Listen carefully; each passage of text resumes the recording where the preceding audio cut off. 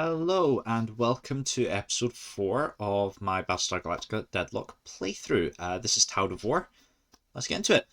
On this episode I'm going to actually show you how to build ships.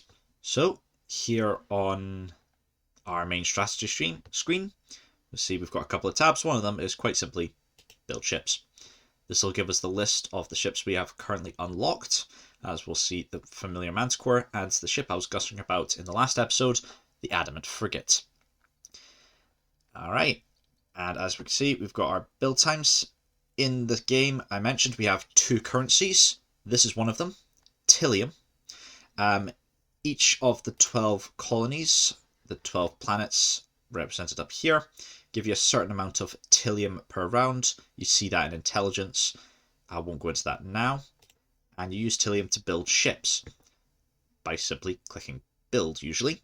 Well, this would take 3 turns from clicking this to it actually appearing here. So a turn is when I click that, that's 1 turn.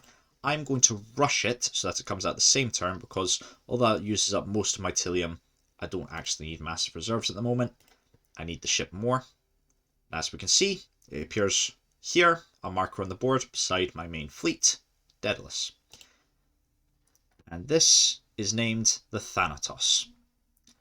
Don't know what it's meant to be.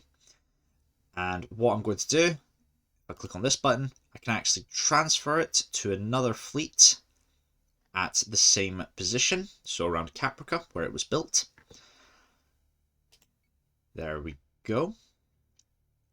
And if we look on our fleet group Daedalus, we can see it is now part of our fleet. Hooray! So the Adamant, as we discussed in the last episode, is brilliant. That now adds an extra squadron and some extra munitions to our fleet. Now, although the next campaign mission has already been unlocked, I'm not actually going to play it this episode. I'm rather going to take care of this. So aside from the campaign missions, Cylon fleets will often jump in and attack and harass planets throughout the 12 colonies, the 4 systems. This is obviously bad because these planets give you resources, and if they're being attacked by Cylons, well, if you're not defending them, they're much less inclined to give you those resources. So it's probably always a good idea to try and keep these little red markers as few as possible if you can. And if I click on here, this button down in the corner, it'll actually show me all the Cylon fleets on the board. At the moment it's only this one, that's why it highlights in green, and it gives me some numbers beside it, 1,350. That is the fleet strength. If we look at our own fleet, as we can see, each ship has a certain number beside it. That's how many points it's worth. It's a rough estimate of the ship's strength. And as we can see, our fleet totals 2,250, which is close to double that of this Cylon fleet, so won't be a problem. Even though they're in the same star system, they are different planets. Our fleet is at Caprica, and the Cylon fleet is at this planet Icarus. Not part of the 12 colonies, but it's still destabilizing these other planets just by being in the system. So to attack it, we actually have to jump our fleet. Now it takes a few turns in between jumps before you can... Now usually fleets can jump for free, but once they jump they need to recharge. You can speed up this recharge by spending Tillium. So that only leaves me with 20 at the end of the round, but I'm not fussed for that. And I think that's all we need for now, so end turn. As we see, a new fleet has jumped in, but we're here, so we're going to fight this one.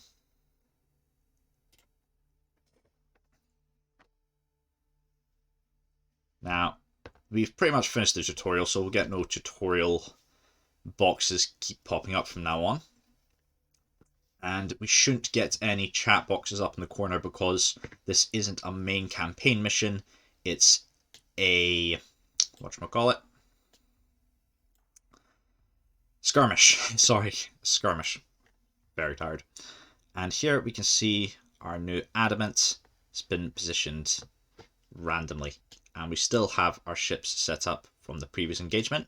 The ships are over here this time, so we're going to reposition things. We'll start with the adamant. I'm just going to set it here. And because we've started quite high above the enemy fleet, we're going to just put all our ships as low as we can right from the get-go.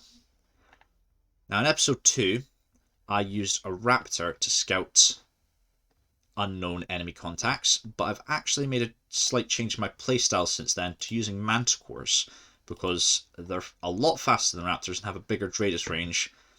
So although once they get there they usually have to turn around and leave right away, I've actually found I prefer using them, and it seems a lot of the community actually seems to feel that way as well, at least according to the Steam chat rooms. Let's reposition our other ships. Similar to the last mission, got to use staggered formation. And I think that's all we need. Now, we know the fleet strength of this enemy fleet is 1,350 from the strategy room. Although we can't see the exact ships right now, we can make a guess. 3 Cylon ships, and they only come to 1,350. Those are not very powerful ships. Probably the weakest ships in the game. That's likely 3 Nemesis class. But we don't know for certain right now. So we'll put our Manticore, the Lancer, on to boost thrusters to get it in close to them a bit faster, so that they're inside of this circle here. That's the radius range, and we'll be able to target them with missiles after that. As for the rest of them, if I click and drag, I can highlight all of them, and the adamant doesn't fire fantastically at anything too far above or below it, so it's best to keep it sort of on level. And we'll also launch its Vipers, and the same for the Daedalus, we'll launch both its Vipers. And I think that's all we need for this one, so end turn. Let's see the Vipers launching.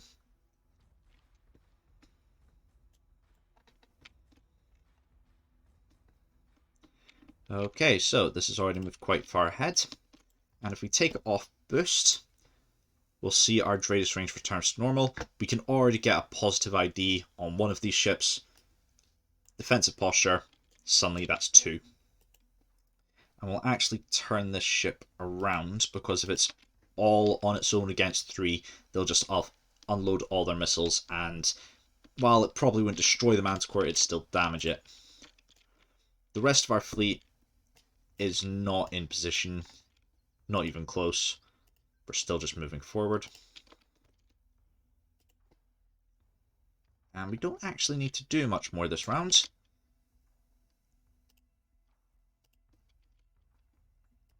Just reassign these Vipers, because they'll just, if I leave them, they'll just defend the Daedalus, which means they'll just circle here, and the battle's going to be all the way over here. So select them, select target.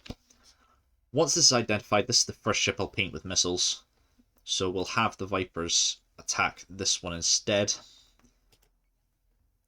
And we'll actually get this Viper to do that as well. I think that's all we need. End turn. Ah, there we go. Immediate identifications. And we even got the third one. Fantastic. Now, the thing is, if we've seen them, they've almost definitely seen us and will be firing missiles. Most likely at this, since it's furthest along. So I'll leave it on defensive posture, actually. But I will also slow it and swing it around, because now the rest of the fleet has pretty much caught up. And I'll put them on max defense, because now I'm just going to fire all my missiles. So double click, select all of one type, fire munitions button. All 3 ships will now do the same, and we'll just do the same for the adamant. Of course, the adamant only has broadsides, so we'll move it around so it has the better, so it can actually, you know, hit them when they're in range. Manticores will just keep moving forward. We'll actually slow this Manticore because these Nemesis are going to be in range fast, but we'll raise it so that it doesn't collide with the adamant when it swings around. Don't think there's an... Yeah, I'm not going to focus fire just yet, because there's no telling how they'll switch around before then, except for this one.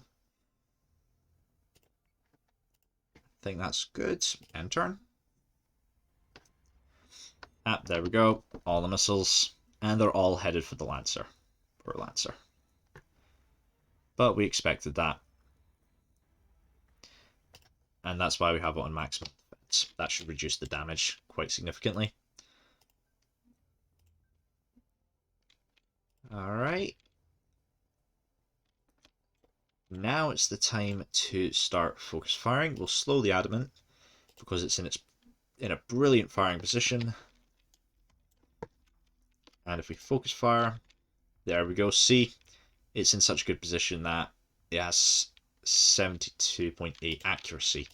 That's pretty good indeed. And we'll just unload everything into this one Nemesis here, which because of this fire it's already taken in just those few seconds, it's already missing most of its top armor. Okay, end turn.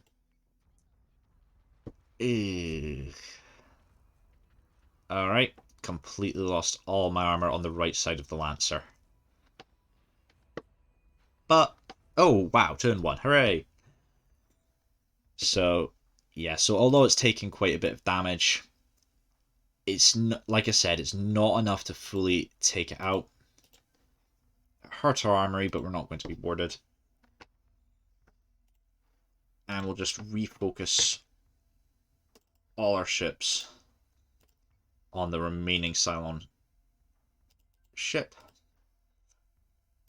It will crumble pretty quickly. I wonder if we can get it in one turn. Maybe not one turn, but 2 definitely. Now, which way round is it going to fly?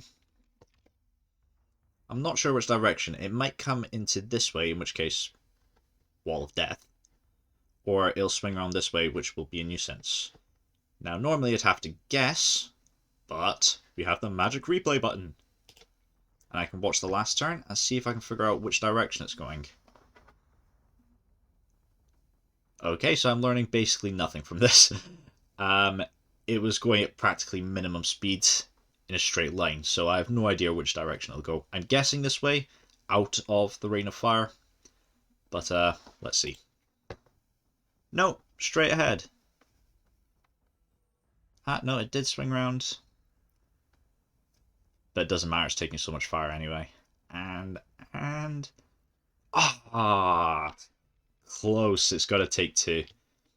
Oh well, look at it, it's only got 2 hull points, and it's missing a ton of armor.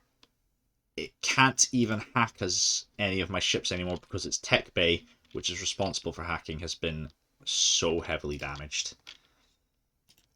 We'll just move the ships so that they can continue to fire and don't crash.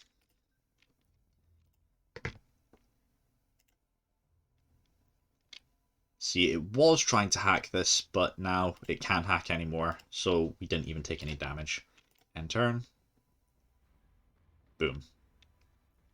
There we go. So, I did say not a campaign mission, just a very easy little skirmish game. It was nothing special, that's why it's a bit shorter. But, as you can see, it's giving our ships some experience anyway. Just using them gains them experience, makes them more powerful over time. So it was worth it. And so, fighters altogether, the 2 fighters from the Daedalus, 43 damage, and 35 from the one from the Adamant. They didn't do massive damage, but it was enough.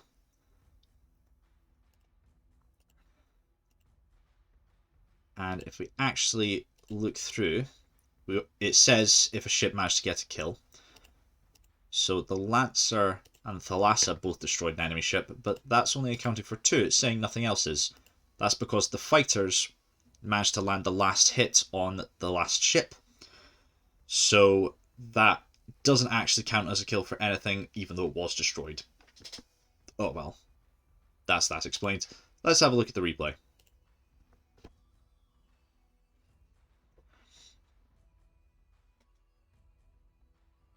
So, small scale battles. We don't get the beautifully rendered planets, but we still get the gorgeous background of the stars and the nebulae. Nebulae? Is that the correct word? I'm not sure it is. Oh well, never mind. Now, obviously, just because we were fighting Nemesis, no enemy squadrons, so we could just direct our Vipers for a full-on assault against the enemy capital ships, the Nemesis. Ooh. You know, I'll have to look it up. I don't know if missile damage is increased with difficulty, because I think on a harder difficulty that would have done more damage than it actually did.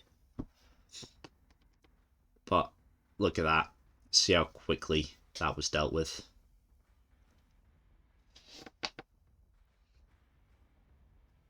Yeah, how long was this battle? 30 seconds? Not long at all. Like I said, it was just a skirmish to show you the skirmish, in-campaign skirmish mode.